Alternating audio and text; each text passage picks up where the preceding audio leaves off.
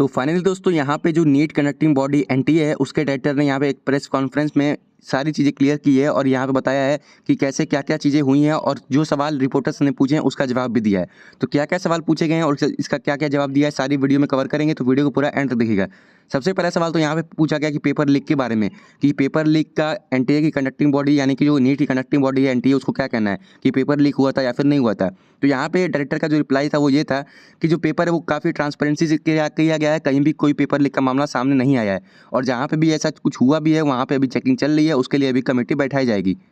दूसरा क्वेश्चन इनसे ये पूछा गया कि ग्रेस मार्क्स किस बेसिस पे दिए गए हैं, तो इनका सीधा सीधा यही आंसर था। इन्होंने बोला कि एक्यूरेसी पे बच्चों को यहाँ पे ग्रेस मार्क्स दिए गए हैं। अब एक्यूरेसी कैसे चेक की गई, तो ये लोग बोलते हैं कि सीसीटीवी कैमरे के हिसाब से यहाँ पे एक्यूरेसी चेक की गई और किस बच्चे को कितना ग्रेस मार्क्स देना है वो डिसाइड किया गया। फिर यहाँ पे रिपोर्टर्स ने तीसरा क्वेश्चन पूछा कि जो नीट रिजल्ट की डेट थी वो तो 14 जून थी, तो यहाँ पे 4 जून को जिस दिन इलेक्शन की डेट रिजल्ट आ रहे थे उसी दिन नीट के भी रिजल्ट रिलीज़ क्यों किए गए, क्योंकि यहाँ पे नीट स्कैम को छुपाना था इसलिए या फिर कोई और वजह थी।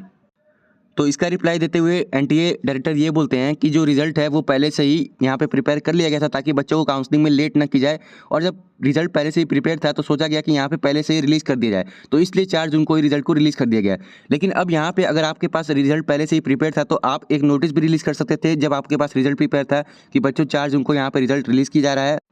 लेकिन इन्होंने ऐसा कुछ भी नहीं किया, डायरेक्ट यहाँ पर रिजल्ट रिलीज़ कर दिया।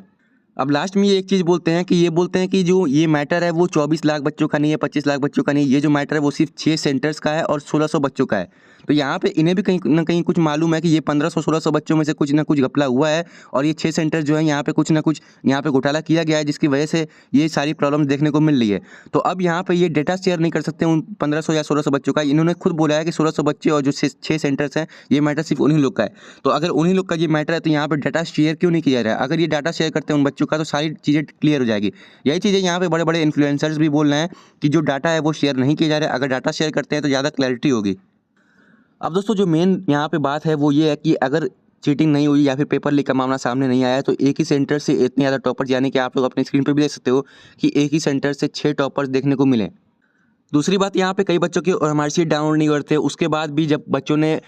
4 जून को रिजल्ट चेक किया तो कुछ और था और 5 जून को रिजल्ट चेक किया तो कुछ और था। तो ये क्या है, ये गलती नहीं है तो क्या है? और यहाँ पे फिर भी एनटीए के डायरेक्टर बोलते हैं कि यहाँ पे कोई दिक्कत देखने को नहीं मिली है और उन्होंने लास्ट बात ये बोली है कि इस पर एक कमेटी बैठाई जाएगी जो कि 1 वीक में फैसला करेगी दोबारा से एग्जाम होना चाहिए या फिर क्या, इस पर डिसाइड किया जाता है। वो फाइनल डिसीजन 1 हफ्ते के अंदर निकलेगा। लेकिन अभी तो कई ज़्यादा लोगों ने सुप्रीम कोर्ट में भी केस कर चुका है और यहाँ पे सुप्रीम कोर्ट में भी अब यहाँ पे इसके खिलाफ कार्रवाई होने वाली है और अगर फैसला अच्छा आता है तो यहाँ पे रीनीट का एग्जाम पॉसिबल है। तो प्लीज़ आप लोग एक बार कमेंट करके जरूर बताइएगा कि रीनीट होना चाहिए या फिर नहीं होना चाहिए। दोस्तों वीडियो को ज़्यादा से ज़्यादा शेयर करिए, लाइक करिए और अगर चैनल पर न्यू विजिट कर रहे हैं तो प्लीज़ चैनल को सब्सक्राइब करके बेल नोटिफिकेशन को ऑल पर सेट कर लीजिए ताकि आने वाली नीट से रिलेटेड अपडेट सबसे पहले आप लोग को मिल सके।